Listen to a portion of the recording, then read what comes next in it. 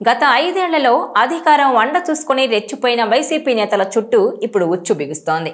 Vallabhaneni Vamsi, Posani కృష్ణమురళిని arrest చేసిన పోలీసులు ఇప్పుడు మాజీ ఎంపీ గోరంట్ల మాధవ్కు నోటీసులు ఇచ్చారు. నోటీసులు అందుకున్న మాధవ్ వైల్డ్గా రియాక్ట్ అయ్యారు. గతంలో పోక్సో కేసులో బాధితురాలి పేరు చెప్పినందుకు విజయవాడ సైబర్ క్రైమ్ పోలీసులు గోరంట్ల మాధవ్కు నోటీసులు అందజేశారు. మార్చి 5న విచారణకు హాజరు కావాలని ఆ నోటీసుల్లో పేర్కొన్నారు. పోలీసుల నోటీసులను తీసుకున్న మాధవ్ ఘాటుగానే స్పందించారు. ఈ కేసు వివరాలు పూర్తిగా తెలుసుకొని లీగల్ అడ్వైజర్ సమక్షంలోనే విచారణకు హాజరవుతానని చెప్పారు. అయితే రాష్ట్రంలో చంద్రబాబు, పవన్ కళ్యాణ్ ఇద్దరూ కలిసి ఉద్దేశపూర్వకంగానే వైసీపీ నేతలపై కేసులు పెట్టి అక్రమంగా అరెస్టులు చేస్తున్నారని ఆరోపించారు. రాష్ట్రంలో మాట్లాడే హక్కును, భావస్వేచ్ఛ ప్రకటనను ప్రభుత్వం హరిస్తోందని ఫైర్ అయ్యారు. ఇదిలా ఉంటే ఏపీలో కూటమి ప్రభుత్వం రెడ్ బుక్ ఓపెన్ చేసినట్టుగా ఉంది. వైసీపీకి చెందిన నాయకులు ఒక్కొక్కరిగా జైలు పాలవుతున్నారు. మరికొందరు కోర్టుల చుట్టూ తిరుగుతున్నారు. తాజాగా ఇదే కోవలో చేరిపోయారు హిందూపురం మాజీ ఎంపీ, వైసీపీ నేత గోరంట్ల మాధవ్. గతంలో పోక్సో కేసులో బాధితురాలి పేరు చెప్పినందుకు గాను మాధవ్పై 2024 నవంబర్ 2న మాజీ మహిళా chairperson Vasireddy Padma cyber crime పోలీసులకు కంప్లైంట్ చేశారు.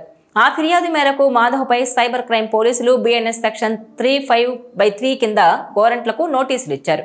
అయితే వల్లభనేని వంశీ అరెస్టు తర్వాత నెక్స్ట్ కొడాలి, పేర్ని నానిలను అరెస్టు చేస్తారనుకున్నారు. టీడీపీ నేతలు సైతం నెక్స్ట్ వీరే అంటూ వైసీపీ నేతల పేర్లను ప్రకటించారు.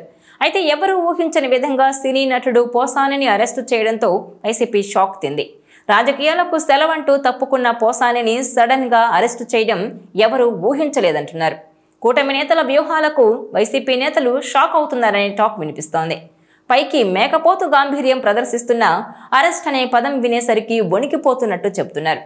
మాజీ ఎమ్మెల్యే వల్లభనేని వంశీ అయినా, తాజాగా అరెస్ట్ అయిన పోసాని కృష్ణమురళి అయినా గతంలో మీడియా ముందుకొచ్చి తమనేం చేయలేరని, ఏం చేసుకుంటారో చేసుకోండంటూ తొడగొట్టారని అంతా ఇప్పుడు గుర్తు చేస్తున్నారు. అయితే ఈ ఇద్దరిని అరెస్టు చేసే సమయంలో ఏవేవో సాకులు చూపి తప్పించుకోవాలని చూశారంటూ అందుకు సంబంధించిన ఆ వీడియోలను కూడా ఇప్పుడు వైరల్ చేస్తున్నారు. ఇక వంశీ అరెస్టు తర్వాత పోసాని అరెస్ట్ అవుతారని ఎవ్వరూ కూడా ఊహించలేదు. వంశీ ఉంటున్న అపార్ట్మెంట్లోనే పోసాని ఫ్లాట్ ఉంది.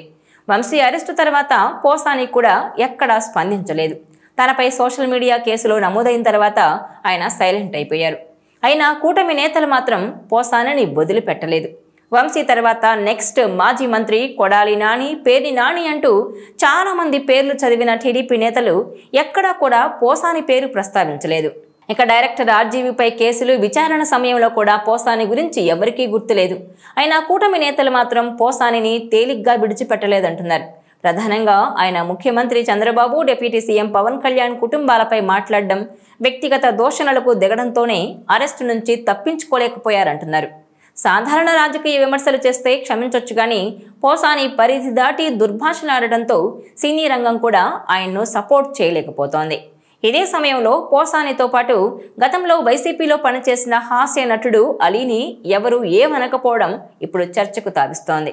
వైసీపీలో పనిచేసిన అలీ ఎక్కడా తప్పుడు మాటలు మాట్లాడలేదన్న విషయాన్ని గుర్తు చేస్తున్నారు.